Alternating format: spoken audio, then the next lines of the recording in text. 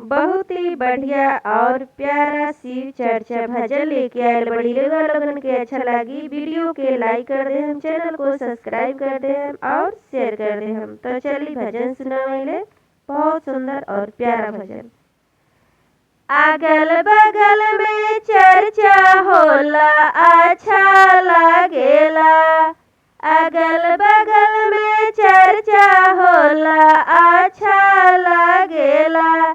ए सासू जी देख अइती चर्चा में का लागेला, ए सासू जी देख अइती चर्चा में का लागेला।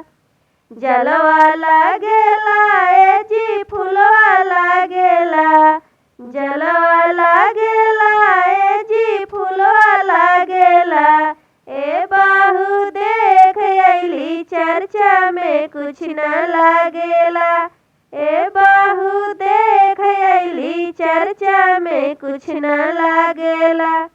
अगल बगल में चर्चा होला अच्छा लागेला, अगल बगल में चर्चा होला अच्छा लागेला।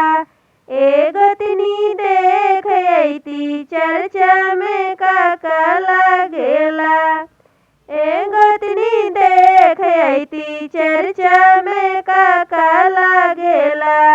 भंगिया लागेला हो धातुरवा लागेला, भंगिया लागेला हो धातुरवा लागेला। ए देवरानी देख अइली चर्चा में कुछ न लागेला, ए देवरानी देख अइली चर्चा में कुछ न लागेला। अगल बगल में चर्चा होला अच्छा लागेला, ए ननदो देख आई तू चर्चा में का लागेला, ए ननदो देख आई तू चर्चा में का लागेला।